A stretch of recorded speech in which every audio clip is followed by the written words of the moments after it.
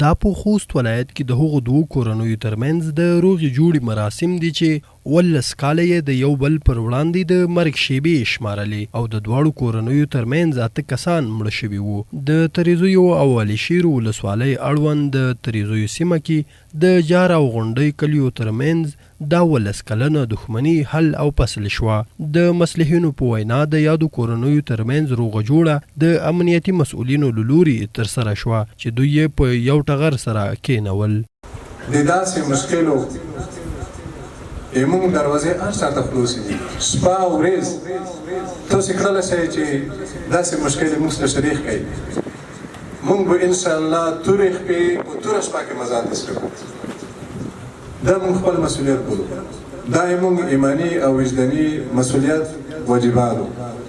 الحمدلله ډیر وخت تیر شو، تقریبا د 20 کلو موضوع وه، خو د امارت اسلامي د راتګ سره سم چې اول خلیمي صاحب په وخت کې 3 کسانو ته ټکل شوی و د ولایت طرفه، هغې نه وروسته د نظیر ولسوال په وخت کې 15 کسانو ته وټکلی شو، 3 کسان بیا د ولایت مقام نه مقرر شو. الحمدلله په ډېرو هلو ځلو په ډېرو ستونزو نه ستړي په هلو ځلو کې مو ډېر زیات کوششونه وکړه.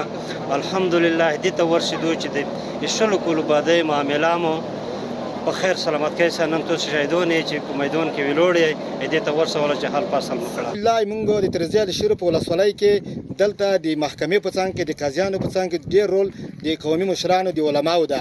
یعنی هغه مسایل هغه فیصلې چې په محکمه کې ډېر وخت نیسي یا فقط که بعضې وخت د محکمې فیصلې خلکو ته لږې سختې هم تومیږي ځکه شریعت خو ډېر ښه شی ده، ډېر نیک شی ده، خو کله کله موږ باندې تطبیق سخت شي.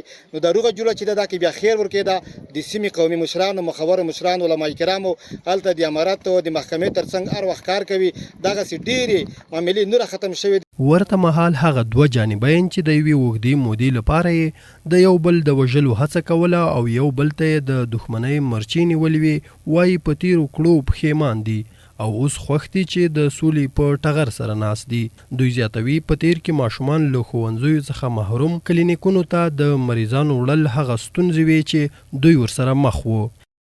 واقعاً چې په دې د بادو یوه برخه ده چې د بادو په نتیجه کې موږ دواړو جانبو ته قسمه مالي او ځاني زیانونه رسېدلي دي. او بدبختانه به ووایو که چېرته د مشکلاتو نه مخته د حل لارې لټول شوې وای نو دغه مشکلات په نرمه ځای کې ده. خو خوشبختانه چې اوس د حل لاره ورته پیدا شوله. د حل لارې په نتیجه کې خوشحاله په دې یو چې راتلونکي وخت کې د وینې تویېدو د ماشومانو د یتیم کېدو مخه ونیول شوله. 18 کاله تقریبا موضوع ووتل، ډېرې هلې ځلې خلکو وکړې خو وخت یې نه و پوره. کله چې اسلامي حکومت راغلو موږ ته جرګه مقرره کړه، د هغې جرګې برکات په منځ کې 2.5 کاله جرګې ووتل. موږ فیصله ښه په خوان ښه په مینه سار ته ورسېده. داسې یم چې څومره به ته حساب وکړي بیا ختم کوي، به څوک به دې ونه کړي. ښه د ورګرۍ ژوند وکړي چې چېرته یې چې مباد کړي دي اول ته یوه خبره وسي هېڅ مشکل به نه کسي. که یوه خبره چې وسي نه به مشکل وي، که چېرې اول د شیطان ومنل اخره به محتاج اوي، احتیاج به اوي، د بل بکروز به اوي. یعنې د اول لږه فیصله وکړي نو بیا به نه به مشکل ووړي نه به هغه ووړي. یاده دې وي چې په وروستیو کې په خوست ولایت کې په لسګونه دښمنۍ د دولتي چارواکو قومي مخورو په مرسته حل او فصل شوي دي.